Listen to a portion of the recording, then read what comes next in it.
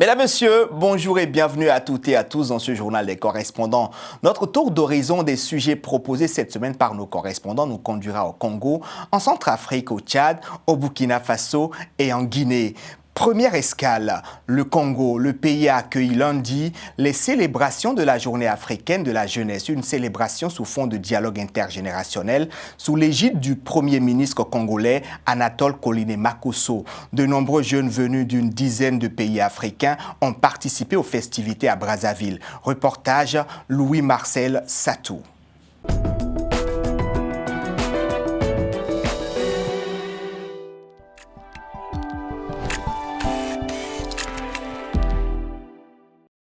Proclamée et instituée en 2006 à Banjul, la Journée africaine de la jeunesse vise à susciter la mobilisation, l'engagement et l'investissement des initiatives de développement destinées aux jeunes, à renforcer la participation des jeunes, les partenariats et les échanges culturels entre les jeunes africains. Prendre la parole en pareille circonstance, loin d'être un privilège, est un rappel à la responsabilité, mais aussi d'être le porte-voix d'une somme de réflexions, d'attente et d'espérance. À cette occasion, le président de la Commission de l'Union africaine, Moussa Faki Mahamat, s'est adressé à la jeunesse africaine à travers une déclaration lue par Fadimatou Iyawa Ousmanou, défenseuse de la Charte africaine de la jeunesse à l'Union africaine. Alors que nous nous tournons vers l'avenir du continent, nous devons faire une pause et regarder l'année écoulée pour apprécier la résilience inébranlable de la jeunesse africaine.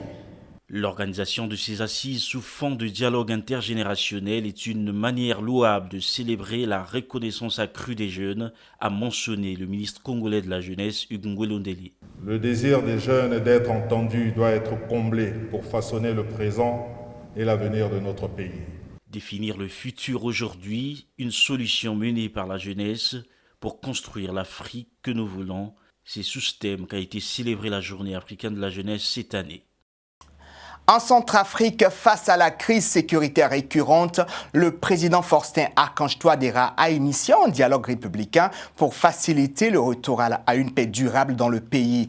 En quoi consiste ce dialogue républicain et qu'en pensent les Centrafricains? Réponse dans ce sujet que nous a proposé notre correspondant sur place, Roland Chibenda.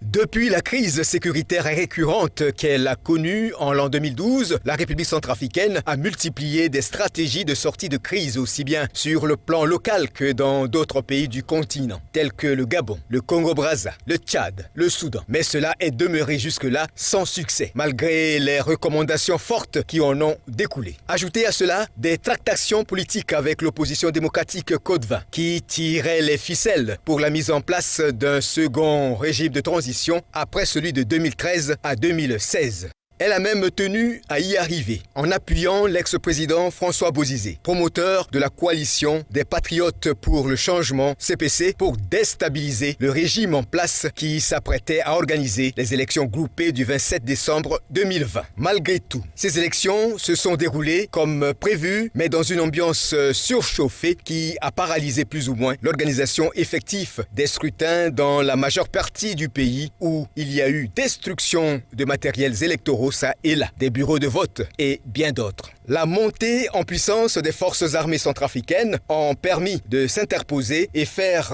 déguerpir ces forces du mal du CPC avec ses alliés des groupes armés dissidents. Le support des casques bleus de la MINUSCA, mission intégrée des Nations Unies pour la stabilisation en Centrafrique, a pu sécuriser en partie le déroulement des scrutins. Après sa victoire dès le premier tour aux élections groupées du 27 décembre 2020, le président centrafricain Faustin Archange Touadéra, dans l'une de ses premières déclarations de son deuxième quinquennat, a initié une autre stratégie de sortie de crise qu'il a qualifiée de la toute dernière pour un retour définitif de la paix en République centrafricaine. J'ai aussi pris l'engagement de convoquer de larges consultations nationales dont les conclusions heureuses et constructives ont conduit à décider de l'organisation prochaine d'un dialogue républicain en terre centrafricaine afin de décrisper les crises préoccupantes dans le pays. Aussitôt après, un comité d'organisation a été mis en place et officiellement installé pour préparer minutieusement la tenue de ce dialogue républicain avec des consignes strictes et directes du chef de l'État centrafricain. Qu'attendent alors la population centrafricaine après l'annonce de ce dialogue républicain? Je peux dire qu'il faut qu'on se réunisse pour discuter autour du table, avoir une consensus, avoir l'idée en tant que terre sur les sources de ce qui se passe à l'intérieur de notre pays concernant les anti-Balaka et les Séléka. S'il n'y a pas la paix, on n'aura pas la possibilité de faire nos activités. Cela dit, tous les yeux sont maintenant rivés vers les membres de ce comité d'organisation mis en place afin que le dialogue républicain tant attendu puisse effectivement se tenir et déboucher sur une véritable réconciliation nationale et une paix durable en République centrafricaine. Théophile Kadnouba, notre correspondant tchadien, nous a amené cette semaine dans les arènes de lutte traditionnelle. C'était à l'occasion de la 4e édition du festival de la lutte traditionnelle organisé par la Fédération de la discipline et le ministère des Sports. Reportage.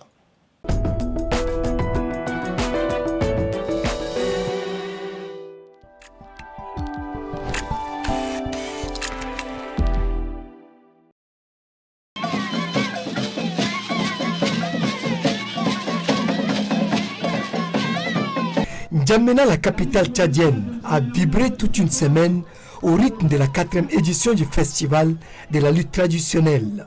Organisée par la Fédération tchadienne de lutte associée, cette édition a vu la participation de 7 provinces considérées comme le foyer de la lutte traditionnelle au Tchad, placée sous le thème « Renforçons l'unité à travers la culture et le sport ». La compétition a suscité l'engouement des mordus de la lutte traditionnelle, tenu en haleine par le Gourna, folklore qui implore les dieux de la lutte. La délégation de la province du Mayo-Kibi-Est, berceau de ce sport de combat, est la grande attraction de cet événement. Ces lutteurs ont surclassé presque tous leurs adversaires dans l'arène pour soulever les grands trophées de ce festival. La révélation de cette 4e édition est le natif de la ville de Bongor, chef-lieu de la dite province, Idrissa Boussaïna. Âgé de 22 ans, le géant de 100 kg est le nouveau maître de l'arène tchadienne. Solide sur ses jambes, Idriss Boussaïna, qui allie rapidité, agilité et résistance, réussit à vaincre ses adversaires et susciter l'admiration du public par l'exhibition de ses pas au rythme de Gourna. Face au champion des Jeux de la francophonie, des Jeux de la Seine-Sade, Maurice Abatam, qui conserve et défend jalousement ce titre de champion du Tchad. Glané en 2009, Idriss Boussaïna, qui a résisté à 2 phases de 3 minutes de combat, parvient habilement à faire tomber son adversaire par un corps en jambe.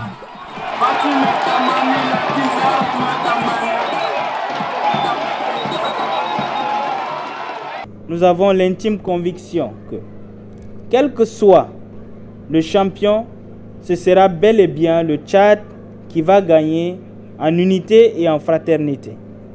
Parce que c'est cela le sport, un facteur d'unité et de brassage. Cet exploit, Idriss Boussaïna le doit en grande partie à son coach, car celui-ci l'avait repéré lors d'un combat en brousse. Ce jour, Idriss Boussaïna faisait paître les troupeaux de ses parents et 4 jeunes de son âge l'avaient défié. Seul contre 4, Idriss les terrassa l'un après l'autre et séduit celui qui deviendra par la suite son entraîneur.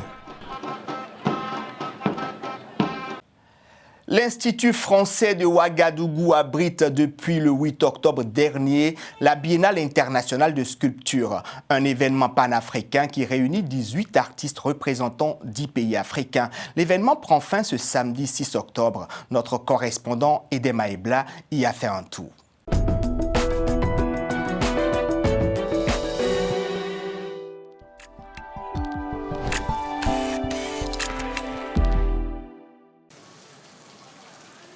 La Biennale internationale de la sculpture de Ouagadougou-Bissau édition 2021 a tenu toutes ses promesses. De la statue en métal, mais également des œuvres en bois, en tissu, en plastique, des installations réalisées avec divers matériaux. 18 artistes représentant 10 pays ont été sélectionnés pour cette seconde édition, dont les réalisations sont exposées jusqu'au 6 novembre à l'Institut français. La particularité de Bissau, c'est que les artistes viennent de toute l'Afrique. Ils restent ici à Ouagadougou pendant un mois. Et pendant un mois, il y a un échange, un dialogue entre les artistes et les artisans, entre les artistes et les artistes, entre les artistes et la population aussi. Et c'est un échange, c'est un dialogue. Et cet échange-là permet de créer une œuvre à la fin de la résidence qui va durer un mois. Le thème de cette année, qui est l'aventure ambiguë de Chaka Amadou Kane, c'était aussi de sonder les artistes aujourd'hui dans une Afrique en mutation, quelle est leur part de contribution pour la jeunesse. Sans oublier le off disséminé dans la ville, la Bissau Off, coordonnée par le designer Ahmed Ouattara, est organisée en parallèle de la Bissau. Delwin des Fleurs Binbouré, artiste peintre comédienne, est à sa première participation. Ma première fois de participer au Bissau. Voilà, mais vraiment, de toute façon, ça commence là. C'est très bien. La toile que j'ai faite, ça se nomme Mes copines. Les gens pensent qu'en fait, que dans la ville de Ouagadougou, les artistes plasticiens sont là, mais ils n'ont pas d'espace de travail. Donc ça a permis, à travers justement cette communication que nous avons mis en place avec l'équipe, de montrer l'emplacement de ces espaces.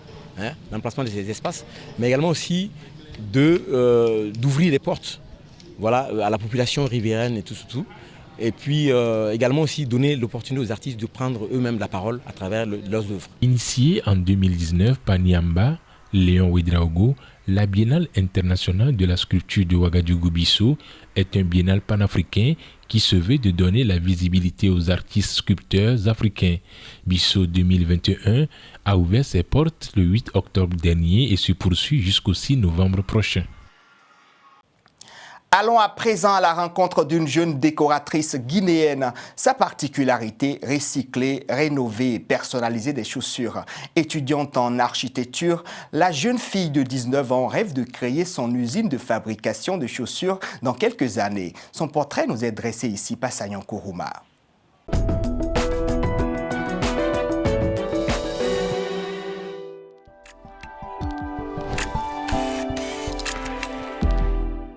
Ça, c'est une ancienne chaussure, je devais changer la couleur. Cette décoration a coupé le souffle sur la table de l'artiste guinéenne.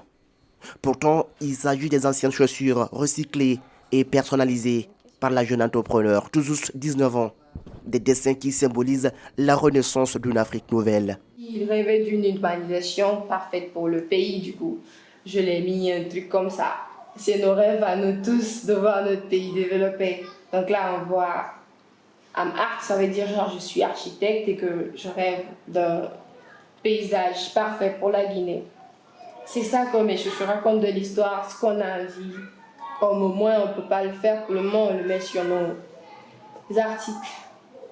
Aujourd'hui, Sylvie est la nouvelle attraction. À travers ses personnalisations de chaussures, l'étudiante en architecture cumule un chiffre d'affaires de près de 4 millions de francs guinéens par mois, soit le salaire officiel d'un ministre guinéen. Un projet qui gagne du terrain, qui est pourtant le fruit d'un tâtonnement. J'avais envie, mais je doutais un peu. Mais après, j'ai continué à regarder. Je me suis dit, pourquoi pas ne pas m'investir. J'ai commencé à peindre des plaques. Et je voyais que c'était bon. Après, j'ai dit, mais bon, puisque je suis une jeune fille, que je dois entreprendre pour faire... Mais pourquoi pas mettre mon travail aux yeux de tous? Je pensais, à chaque fois que je voyais des gens, je me disais, est-ce que je peux faire un truc comme ça aussi? Je doutais. Mais bon, aujourd'hui, moi-même, je suis autonome de ce que je peux faire avec le fait juste de m'y mettre par amour, ça va. Je m'en sors vraiment. Je fais des jolis trucs parce que mes amis apprécient. Sur la page, les gens aiment, ils partagent. Et ça, les gens viennent pour que je les fasse pour eux. Le monde de l'entrepreneuriat, cette étudiante en architecture l'avait toujours regardé de loin. Son goût pour l'art, elle l'a eu dans l'amusement.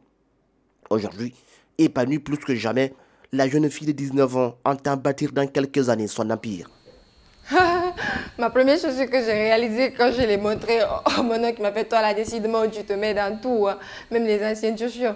Du coup, on m'a tapé les cordonnières. J'étais un peu vexée, mais après, le résultat, quand je l'ai montré, il était étonné. Sinon, au début, donc du coup, c'était un peu mal vu de devoir prendre des vilaines chaussures, les reproduire, mais après, le résultat est bon. Je compte pas être là, je suis architecte en formation, donc demain, je pourrais avoir d'autres projets.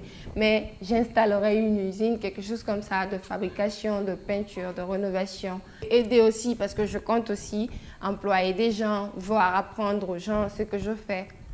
Pourquoi pas en faire un grand projet plus tard. N'ayant jamais eu la vocation d'entreprendre, Sylvie rêve aujourd'hui grand.